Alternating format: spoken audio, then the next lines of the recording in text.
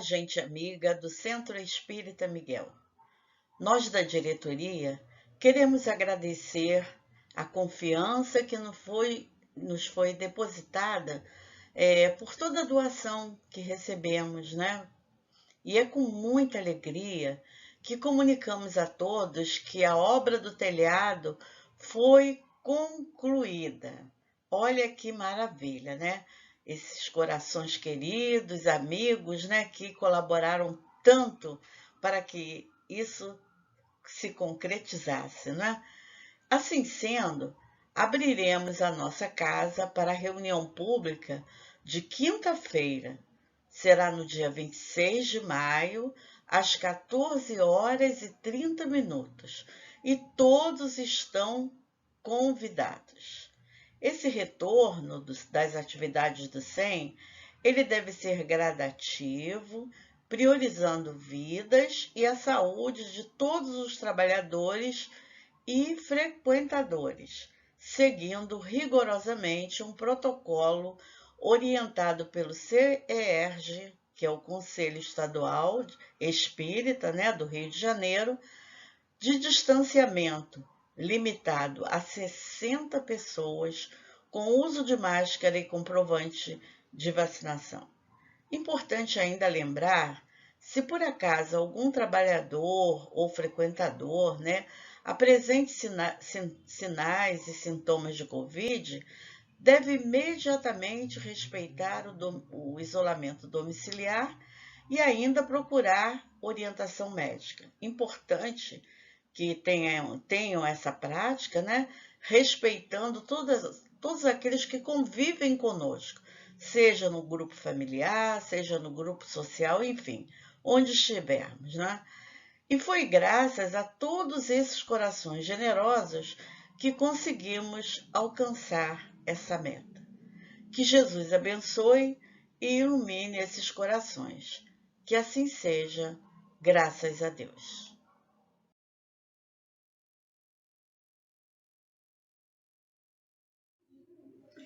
Boa noite, meus irmãos. Vamos dar início à nossa reunião de fluidoterapia da noite de hoje, onde todos juntos vamos mentalizar a Casa de Miguel, buscando assim entrar em sintonia com os trabalhadores espirituais da nossa casa e da nossa reunião, para que todos juntos possamos vibrar por esses irmãos que se encontram enfermos do corpo e enfermos da alma, e assim buscar uma melhora para todos nós. Que Jesus nos ampare hoje e sempre.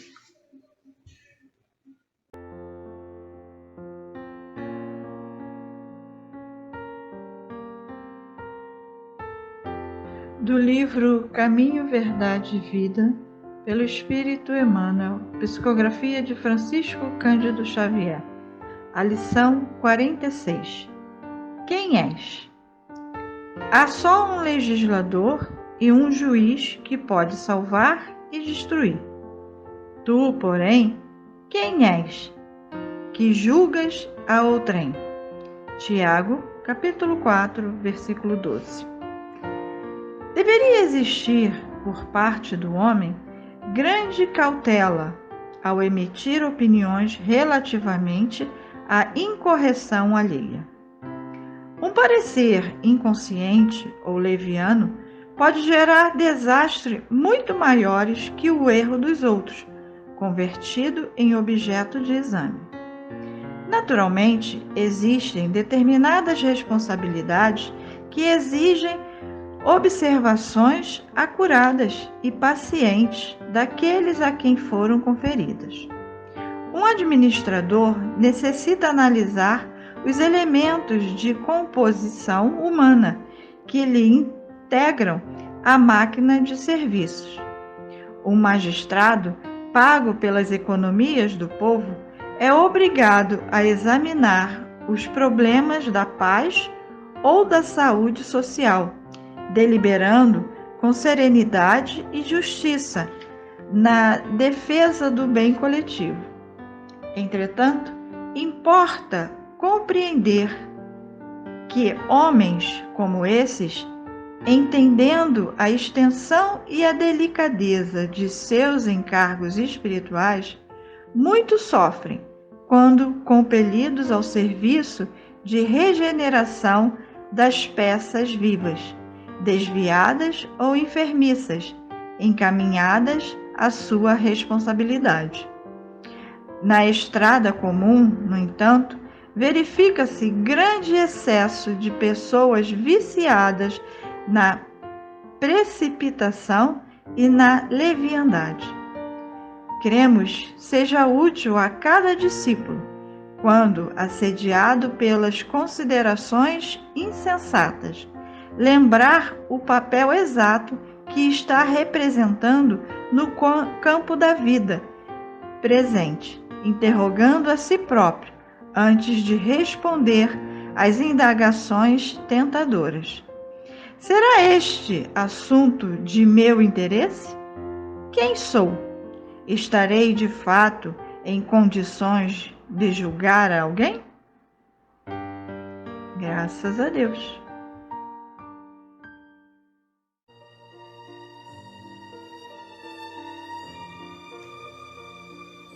Agradecidos ao concurso de Catuíte e de toda a espiritualidade de luz que sustenta a nossa casa, o Centro Espírita Miguel, estamos nesse instante elevando os nossos pensamentos a Ti, Mestre Jesus, para te agradecer a oportunidade de estarmos iniciando mais uma reunião de fluidoterapia. Te agradecendo por tudo que nos será ofertado nesta noite. As vibrações, o estudo do Evangelho, os fluidos que nos chegarão também, porque para a emissão dos fluidos não importa a distância, e nem importa a nossa presença física lá na casa física do Centro Espírita Miguel. Aonde estivermos e o nosso pensamento conectado à luz, conectado a Ti, ao nosso Pai e aos trabalhadores amigos desta nossa casa, com certeza efetivaremos todo o trabalho que precisa. Efetivaremos todos os cuidados nos nomes que estão relacionados nas nossas listas de trabalho e também para aqueles nomes que neste momento estão em nossa mente. Todos serão atendidos. Te pedimos, por favor, Mestre querido, que por favor leve agradecimento até Deus nosso Pai, por tudo que desde já estamos recebendo e sempre Ele nos proporciona grandes oportunidades, muitas vezes nem percebidas, mas sempre Ele está conosco. Obrigado por tudo, Mestre. E assim, sob a Tua permissão, estamos dando por iniciada mais uma reunião de fluidoterapia nesta noite. Que assim seja. Graças a Deus, graças a Ti, Jesus.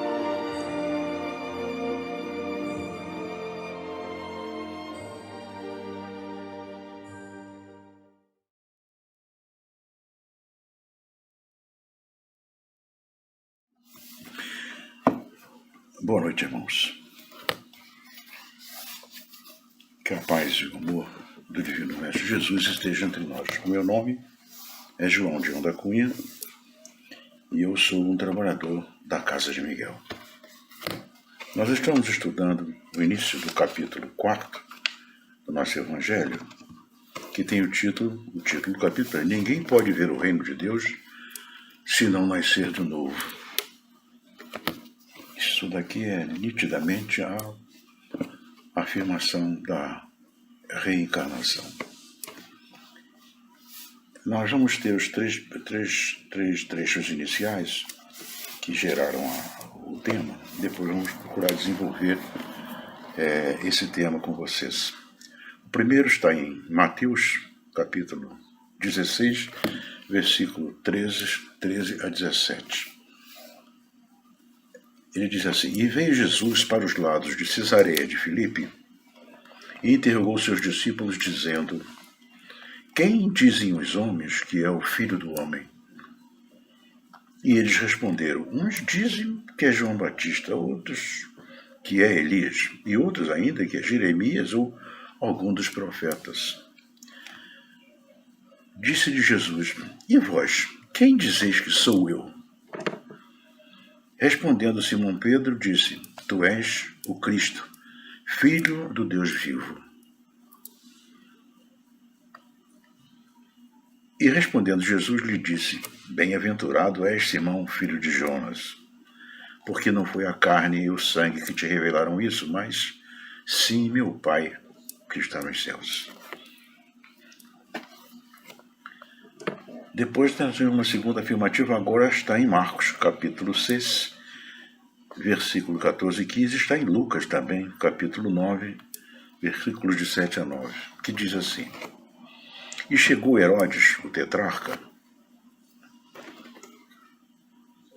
a Herodes, o tetrarca, a notícia de que tudo o que Jesus obrava, e ficou como suspenso, porque uns diziam: é João que ressurgiu dos mortos, e outros que diziam: é Elias que apareceu, e outros: é um dos antigos profetas que ressuscitou.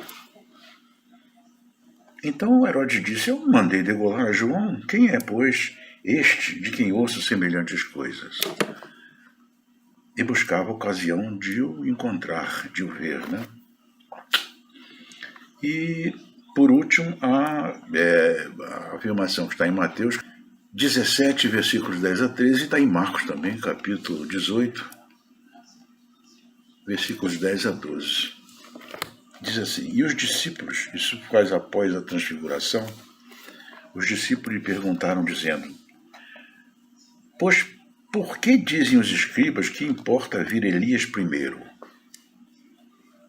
Mas ele respondendo lhes disse: Elias, porque a afirmativa é de que os escritos do Velho Testamento diziam que antes da chegada do Messias, Elias estaria de volta. Por isso ele diz: por que dizem os escribas que importa vir Elias primeiro, antes do Messias? Né? Mas ele respondendo lhes disse: Elias certamente há de vir e restabelecerá todas as coisas. Era uma afirmativa da Torá, que era o velho chamado, que nós conhecemos como o Velho Testamento. Jesus era judeu, não ia negar isso. Digo-vos, porém, que Elias já veio. E eles não o reconheceram, antes fizeram dele o quanto quiseram. Assim também o Filho do Homem, e completou, há de padecer as suas mãos. Então compreenderam os discípulos que de João Batista é que ele estava falando. Antes de mais nada, uma informação curiosa. Essa expressão de que Jesus utilizava para referir-se a si mesmo como o Filho do Homem, por trás dessa afirmativa não está para nós bastante nítido que ele sempre afirmava, se intitulava o Filho do Homem.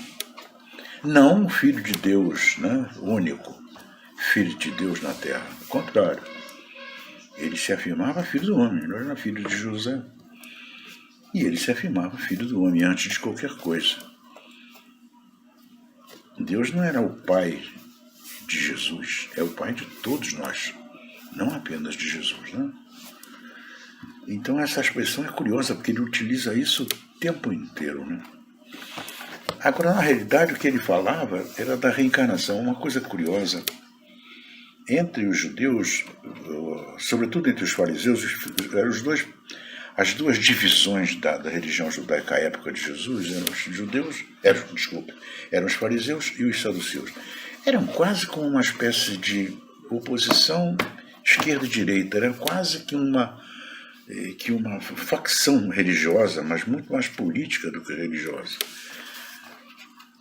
A época de Jesus, em Jerusalém, sobretudo, aliás, no mundo judaico inteiro, os fariseus eram muito mais influentes do que os saduceus. Somente os fariseus acreditavam na chamada ressurreição. E a forma como eles pensavam em termos de ressurreição era um pouco diferente daquilo que a gente entende hoje como reencarnação. Eles não explicavam com clareza como é que o indivíduo ia ressurgir. Nós sabemos que voltar ao próprio corpo que desencarnou é impossível, porque o corpo vai desaparecer, vai voltar para a natureza dele, corpórea, a natureza do corpo físico, enquanto o espírito vai para a espiritualidade. Mas já existia, né, entre os fariseus, sobretudo, essa crença. Os saduceus não acreditavam nem de forma alguma acreditavam na vida do espírito, só apenas na vida espiritual. Desencarnou, vai embora para o mundo espiritual e não volta mais, né? Não aceitavam isso. Agora, vamos entrar num detalhe curioso. Vamos falar existe um capítulo no livro no nosso Evangelho, que está um pouco mais adiante, que fala sobre a necessidade da reencarnação. O que é a reencarnação para nós? A reencarnação é o que efetiva realmente a verdadeira justiça divina. A justiça divina está toda ela, a que nós conhecemos como justiça divina, está toda ela calcada na reencarnação, na possibilidade que o corpo tem, o espírito tem voltar aqui num outro corpo, habitando outro corpo, diversas vezes para ir consertando as suas falhas, consertando os seus erros, resgatando as faltas cometidas contra os outros irmãos. Nós só conhecemos o nosso histórico espiritual quando volta à espiritualidade. Aqui nós só conhecemos a nossa vida atual, do corpo físico, né? Mas eu não sei exatamente, enquanto no corpo físico, não sei exatamente quem fui eu lá atrás. Bom, uma coisa é certa, isso com certeza absoluta. Como nós vivemos num planeta de provas e expiações, se eu estou de volta, é porque eu sou um devedor, senão eu não estaria aqui. Se eu fosse um espírito superior, que eu sei que não sou, eu estaria numa outra condição, não precisaria reencarnar. E isso só os espíritos puros é que passam por essa condição. Nós estamos muito distantes disso. Então, se eu estou aqui, aliás, eu vou exagerar um pouquinho. Se nós estamos aqui, é porque somos todos devedores. Então, precisamos do aprendizado que acontece no corpo físico, em que a gente tem a oportunidade de aparar as nossas arestas morais, os nossos defeitos, enfim, evoluir. E também a possibilidade de testar se já aprendemos alguma coisa, se voltamos para a espiritualidade e já conseguimos aprender alguma coisa.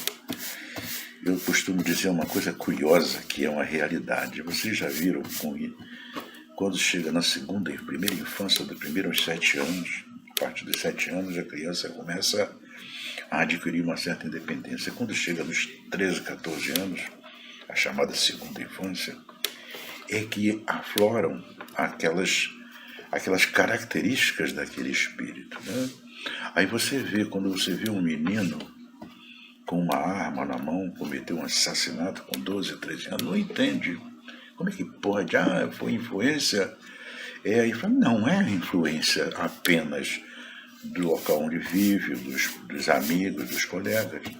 Ele já traz com ele aquela dificuldade. Ele, quando desencarnou em alguma encarnação anterior, talvez na última, provavelmente, foi para a espiritualidade levando aquela característica e volta com ela.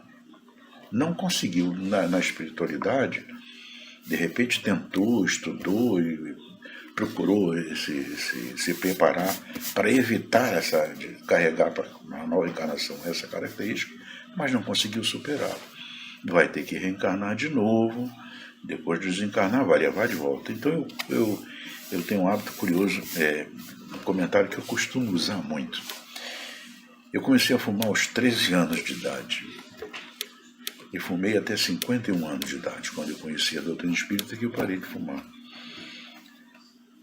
Os meus 2 filhos, um está fazendo agora 45 anos, o outro tem 43, vai fazer 44, ainda no meio do ano. Nenhum dos 2 nunca fumou, nem nunca bebeu. Curioso, né? E eu fumei a vida inteira. Fumava dentro de casa, nos cinzeiros e tal. Então, é uma coisa curiosa. Não se influenciaram por isso. Agora, é uma característica que eu trouxe, provavelmente, eu vi lá na espiritualidade, eu me comprometi, já era fumante quando desencarnei, e me comprometi, eu descobri a falha, o meu erro, e me comprometi a não cair de novo nessa falha. Caí. Mas eu acho que eu já consegui consertar, porque eu perdi completamente essa ideia. Quando eu voltar para a espiritualidade, já não vou estar voltando com essa característica. Ao reencarnar, já não sentirei mais essa necessidade que me levou a isso com 13 anos de idade. Né? Dessa eu já estou livre. Dessa. Das outras, só vou conhecer quando chegar na espiritualidade. Essa é a oportunidade que o Pai nos dá de, reencarnando, conseguir consertar esses erros, todas essas falhas morais, resgatar algumas dívidas que nós certamente temos, né? Senão não estaríamos aqui. Então, é a oportunidade que a tem através da reencarnação. A reencarnação é exatamente a condição que o Pai nos oferece para lei de causa e efeito. O que eu fizer no passado, eu vou ter que resgatar agora. Os meus erros do passado eu preciso resgatar e aprender para evitar errar de novo. E com isso, evoluir espiritualmente.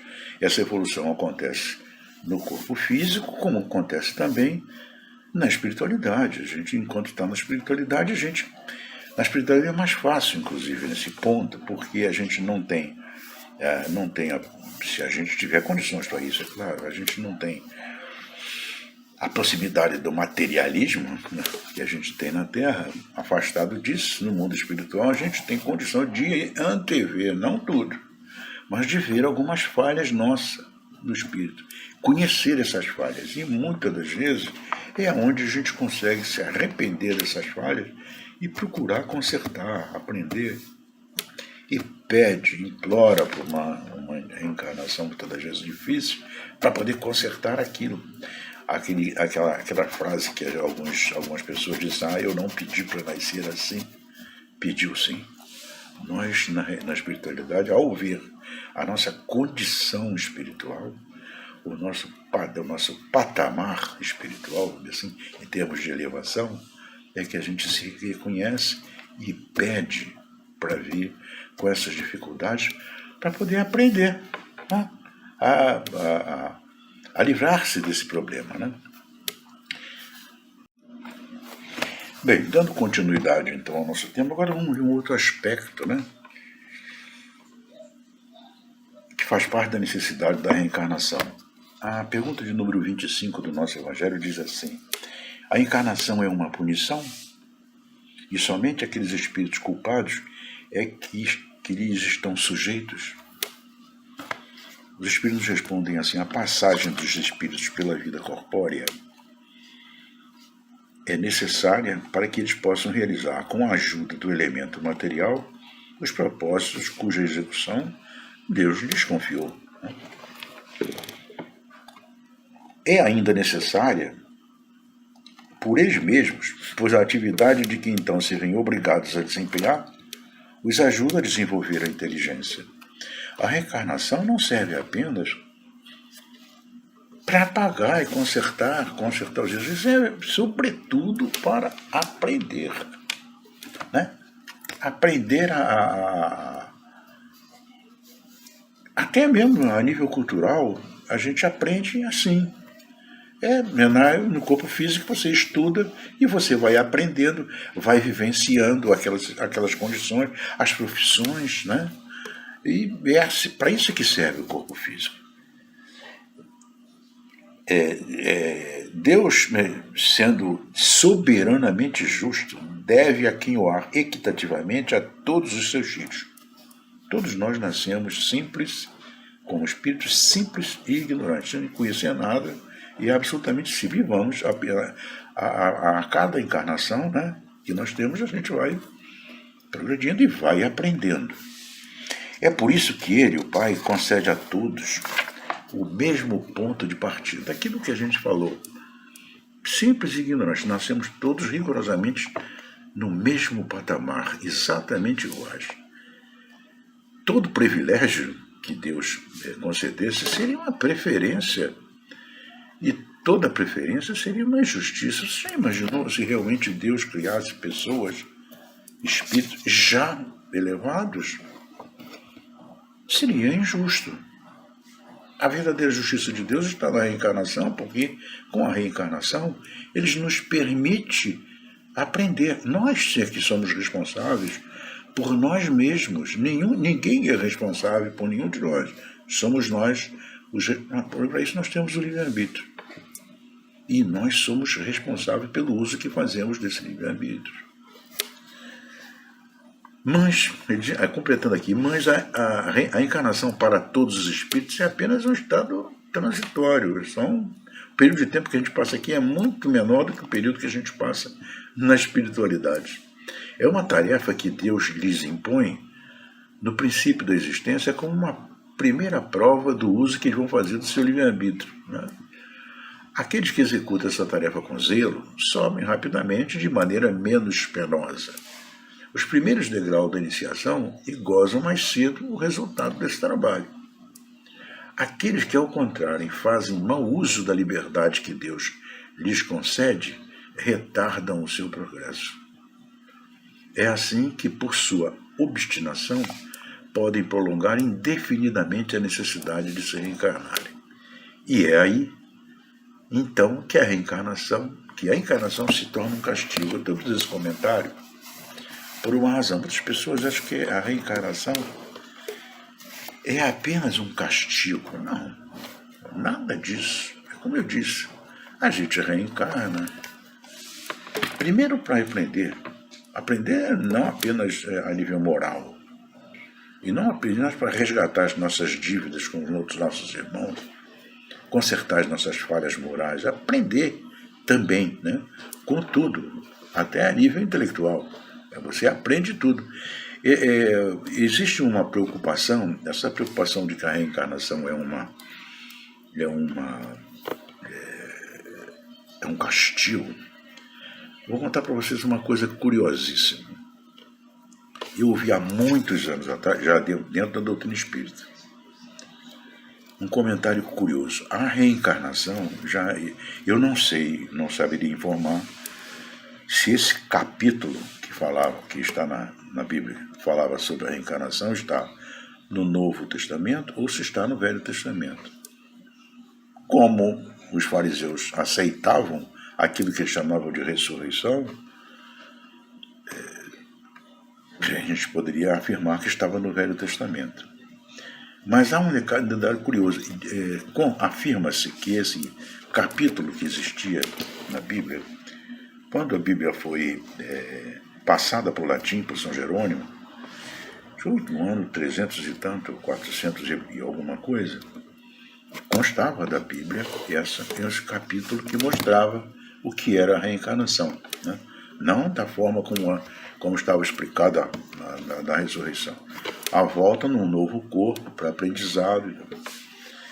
E afirmam-se que isso daí foi retirado, esse capítulo da reencarnação, pelo imperador Justiniano no ano de 542, entre o ano de 542 e 555, através do Quinto Concílio Ecumênico, no tempo do Papa Virgílio I.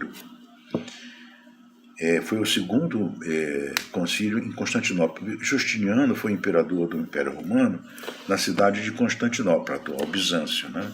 Atual Istambul, né? Depois chamou-se Bizâncio. E o imperador, ele tinha uma esposa. A esposa dele, a Teodora. Aliás, devo informar que esse imperador é um santo da Igreja Católica, São Justiniano. Esse imperador, ele tinha a esposa dele, pelo qual dizem que ele era apaixonado, era a imperatriz Teodora. Dizem as pessoas que ele mandou, que o Justiniano determinou nesse concílio que fosse retirado esse capítulo da reencarnação, instado pela imperatriz Teodora, que não admitia de forma alguma que ela viesse reencarnar numa situação, por exemplo, como uma serva, imperatriz. Não é inadmissível isso. Não aceitou e ela insistiu com ele e ele determinou que fosse retirado, e foi retirado esse capítulo, que já tinha sido colocado escrita em latim por São Jerônimo. Curiosamente, ela lutava, agora acho que coisa gozada aqui, coisa engraçada. Eu li isso daí há pouco tempo atrás, uns dias atrás, que eu me preocupei em olhar isso.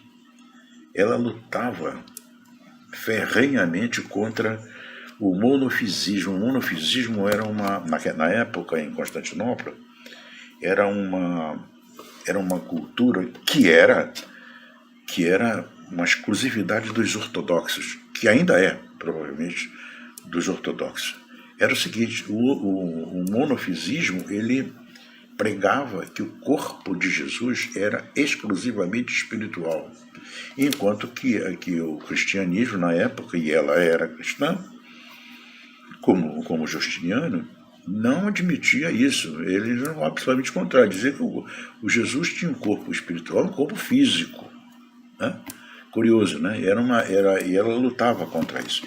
Esse problema gerou, inclusive, um problema sério. Houve instado também por ela, auxiliado por ela, essas pessoas que eram pregadoras do monofisismo se juntaram-se com a população. A população reclamava muito do Justiniano porque ele aumentou os impostos de uma forma terrível, então todo mundo reclamava. Então havia uma arena na cidade de Constantinopla chamada Nica.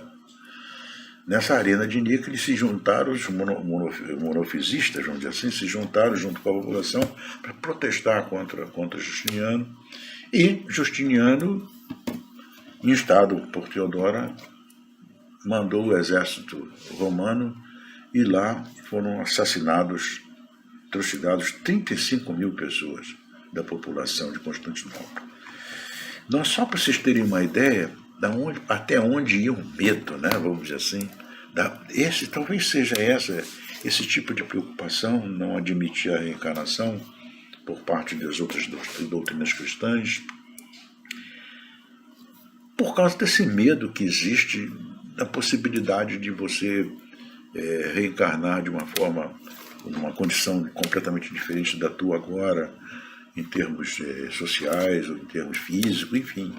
Tem gente que não admite de jeito algum pensar em se reencarnar, por exemplo, as pessoas que são racistas reencarnar como negro. Mal sabia que é uma das únicas coisas que é vedado aos espíritas é ser racista, porque o espírita sabe que reencarnando em qualquer condição, em qualquer planeta fora da Terra, inclusive, não é exclusividade nossa reencarnar no Brasil, nem nos países da Terra, nem no próprio planeta Terra. Nós não conhecemos as nossas condições, né? Então, talvez seja por isso que é um dos motivos pelos quais as doutrinas cristãs não aceitam o fato da reencarnação, né? Que é uma coisa, como eu disse antes, que é exatamente aquele sentido absoluto do que é a justiça divina, porque através da reencarnação é que a gente aprende a consertar as nossas falhas, consertar nossos erros, resgatar as nossas dívidas com os nossos irmãos e, sobretudo, progredir, se elevando espiritualmente, moralmente, né? Consequentemente, se elevando espiritualmente e moralmente, de forma a poder atingir uma condição no mundo espiritual, numa próxima encarnação, um pouco melhor e menos sofrida do que essa que temos agora. Nós ficamos por aqui, agradecemos a atenção de todos e, como sempre, desejamos a todos que essa paz e o amor do Divino Mestre Jesus que nos envolve permaneça com todos. Boa noite. Vamos agora nos encaminhar para a prece final, onde todos juntos buscamos Jesus em nossos pensamentos, para aproveitar melhor essas vibrações de saúde, de equilíbrio e de harmonia para o nosso corpo físico e espiritual. Que Jesus ampare a todos nós, hoje e sempre. Quanta luz nesse ambiente, descendo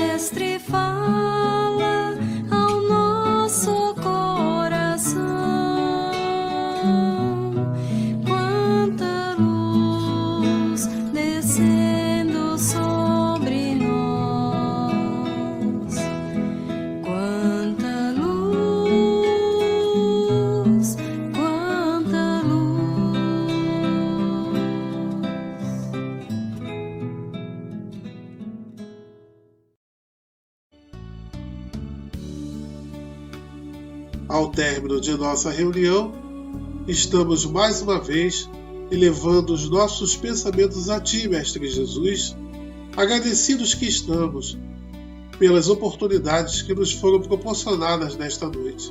Em primeiro lugar, pelo estudo do Evangelho que nos foi ofertado, por todos os fluidos que também recebemos, fluidos esses que nos trazem a cura, que nos trazem a melhora do nosso campo vibracional.